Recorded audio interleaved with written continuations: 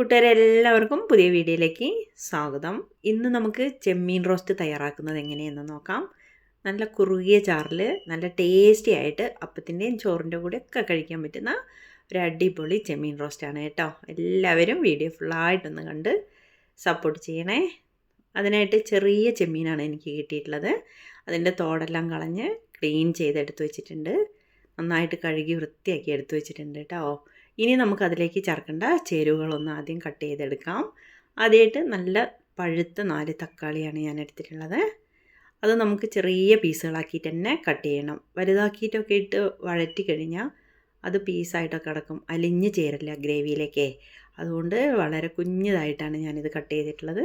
അതും പഴുത്തതാവുമ്പോൾ അതിൻ്റെ ഗ്രേവിയൊക്കെ നന്നായിട്ട് കിട്ടില്ലേ, അതുകൊണ്ടാണ് കേട്ടോ. ഇതാ കട്ട് ചെയ്തെടുത്ത് വെച്ചു. ഇനി 2 വലിയ സവാളയൊന്ന് അതേപോലെ തന്നെ നൈസായിട്ട് ചെറുതായിട്ട് വേണം കട്ട് ചെയ്യാൻ.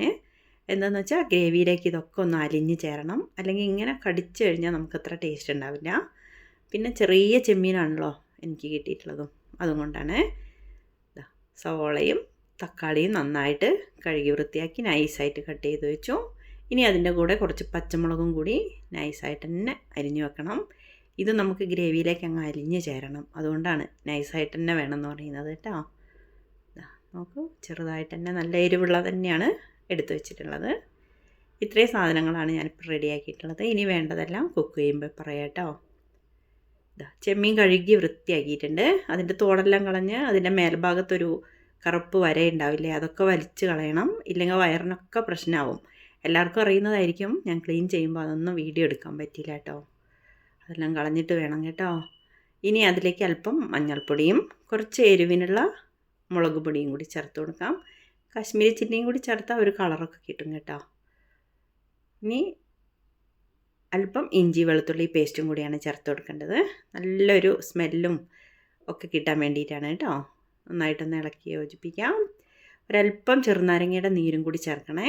ലെമൺ ജ്യൂസും കൂടി ചേർത്ത് കഴിഞ്ഞാൽ ആ പുളിപ്പിലൊക്കെ നല്ലൊരു സോഫ്റ്റും ആവും, നല്ലൊരു ടേസ്റ്റും കൂടി കിട്ടും.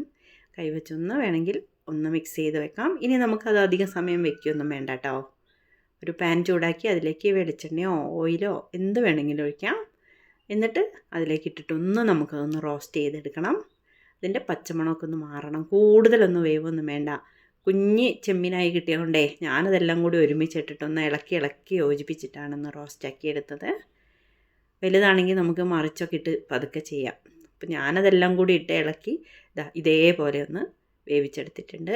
ഇനി നമുക്ക് ആ പാനിൽ തന്നെ അല്പം കൂടി എണ്ണ ഒഴിച്ച് അല്പം കടുക് ഇട്ട് കൊടുക്കാം. കടുക് പൊട്ടിയതിന് ശേഷം അരിഞ്ഞു വെച്ച സവാളയും പച്ചമുളകും തക്കാളിയും കറിവേപ്പിലയും കൂടി ഇട്ടിട്ട് ഒന്ന് വഴറ്റിയെടുക്കാം. ഒരുമിച്ച് തന്നെ ചെയ്യാം കേട്ടോ. നന്നായിട്ടൊന്ന് അലിഞ്ഞ് ചേരണം. വേണമെങ്കിൽ സവാള ആദ്യം വഴറ്റിയിട്ട് വേണമെങ്കിലും ചെയ്യാം. ഞാൻ കുറച്ച് തിരക്കുള്ളത് കൊണ്ട് ഒരുമിച്ചിട്ടൊക്കെയാണ് ചെയ്തേ, കുഴപ്പമുണ്ടായില്ല കേട്ടോ.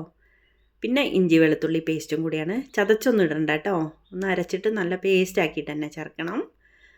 എന്നിട്ട് ഒന്ന് വഴന്ന് വന്നു. പച്ചമണമൊക്കെ മാറി വഴന്ന് വന്നത് കണ്ടില്ലേ, കളറൊക്കെ ചേഞ്ച് ആയിട്ട്. ഇനി അതിലേക്ക് മസാലപ്പൊടികളൊന്ന് ചേർത്ത് കൊടുക്കാം. കുറച്ച് മഞ്ഞൾപ്പൊടിയും എരിവിന് ആവശ്യത്തിനുള്ള മുളക് പൊടിയും കുറച്ച് മല്ലിപ്പൊടിയുമാണ്. മല്ലിപ്പൊടി വളരെ കുറച്ച് ചേർത്താൽ മതി. എനിക്ക് ഇത്തിരി കൂടിപ്പോയി, അപ്പോൾ അതിൻ്റെ ഒരു കുത്തു വന്നു, അതാണ് പറഞ്ഞേട്ടോ. കുറച്ച് ചേർത്താൽ മതി. ഇനി അല്പം ഗരം മസാല, അതും കൂടുതലാവണ്ട, അതിൻ്റെ ഫ്ലേവറൊന്നും, അതും കൂടി ചേർത്തിട്ടുണ്ട്. ഇനി വേണ്ടത് ഒരു ചെറിയ സ്പൂൺ കുരുമുളക് പൊടിയാണ്. കുരുമുളക് പൊടി അത്യാവശ്യം ഇരിക്കട്ടെ, അതൊരു നല്ലൊരു ടേസ്റ്റ് അല്ലേ. അതും കൂടി ചേർത്തിട്ട് സിമ്മിലിട്ടിട്ട് വീണ്ടും നമുക്കിതൊന്ന് വഴറ്റിയെടുക്കാം. പൊടികളൊന്നും കരിയാൻ പാടില്ല. നോൺ സ്റ്റിക്കിലായ കാരണം എനിക്ക് പെട്ടെന്നൊന്നും കരിയുന്നില്ല കേട്ടോ. അത് വീണ്ടും ഒന്ന് വഴറ്റിയെടുത്തിട്ടുണ്ട്. കൂട്ടുകാരെ, വീഡിയോ എല്ലാവരും ഒന്ന് ലൈക്ക് ചെയ്ത് കാണണേ. സബ്സ്ക്രൈബ് ചെയ്യാത്തവർ ചെയ്ത് സപ്പോർട്ടും കൂടി ചെയ്യണേ.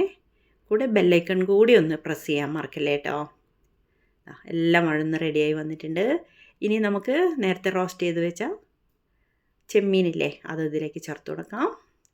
അത് കുറച്ചേ വെന്തിട്ടുള്ളൂ, 2 ഭാഗം ഒന്നും നമ്മൾ ഫ്രൈ ആക്കി എടുത്തിട്ടേ ഉള്ളൂ. ഇനി അത് വീണ്ടും ഈ മസാലയിലേക്ക് ഒന്ന് ഇളക്കി യോജിപ്പിച്ച് എല്ലാം കൂടി നന്നായിട്ടൊന്ന് പിടിക്കട്ടെ.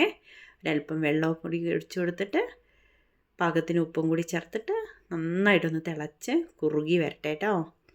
ചെമ്മീനൊന്നും വെന്ത് കലങ്ങൊന്നും ചെയ്യില്ലല്ലോ, ഇതിൽ തന്നെ അടച്ചു വയ്ക്കാം. തക്കാളിയുടെയും ഉള്ളിയുടെയും ഒക്കെ ഗ്രേവി അതിലേക്ക് ചേർന്ന് പിടിക്കട്ടെ. ആ സമയം വരെ നമുക്കതൊന്ന് തിളയ്ക്കണം. ഇടയ്ക്കിടയ്ക്കൊന്ന് നോക്കിയിട്ട് ഇളക്കിയിട്ട് കൊടുക്കണം.